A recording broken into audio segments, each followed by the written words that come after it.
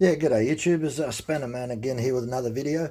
Today I'm just talking about this clamping system that I made. One of the worst things when you're filing the chain is that the links move too much.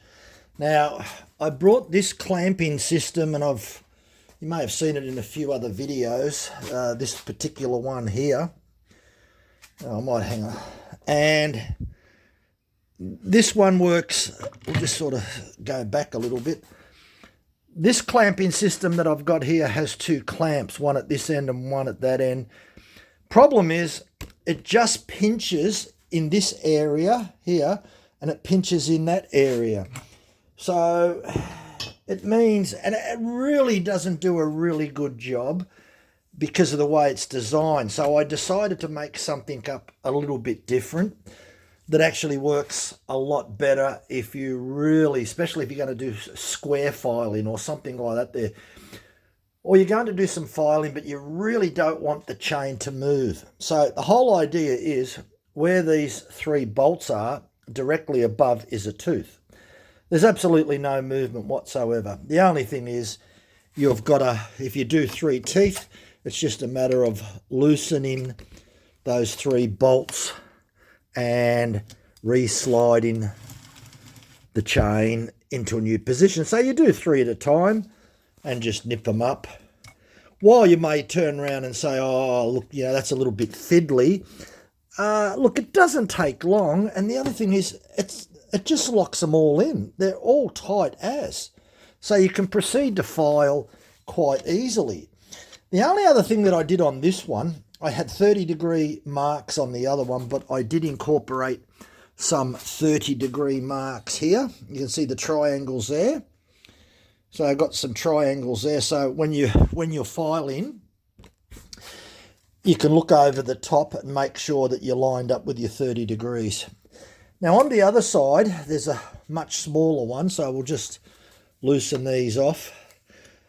I just hate filing any type of chain and there's side movement, like, even if you to put it in your chain, even if it's fitted in your chainsaw and you tighten the chain up, you can't stop this side play. And especially on a new file, sometimes you get a bit of chatter. So I really sort of dislike some of the clamping systems that are out there. So that's why I made my own. Now, if we turn it around the other side, you'll see there's a very, very small clamp.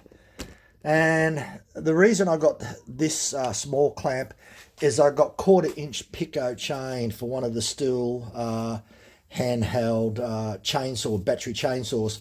So it's only a 4-inch bar on the chainsaw, so I can actually put it on here and I can file it very well. And because it clamps up in, same thing, I could do 3 individual teeth without any movement whatsoever. So that's the system there.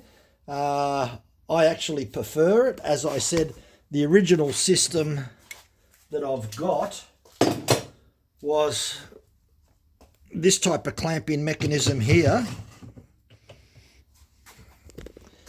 And where it falls down is that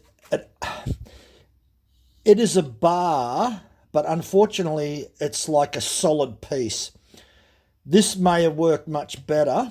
You've got 2 bits of angle iron, an angle iron this side and an angle iron that side.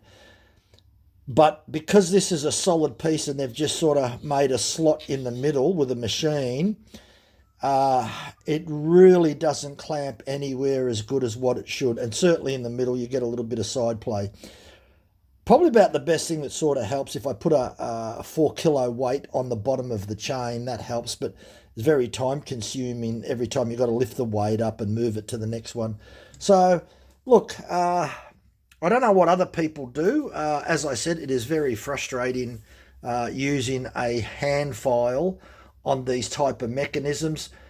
Today, no one has ever made anything that's really good, that works perfect without any type of movement.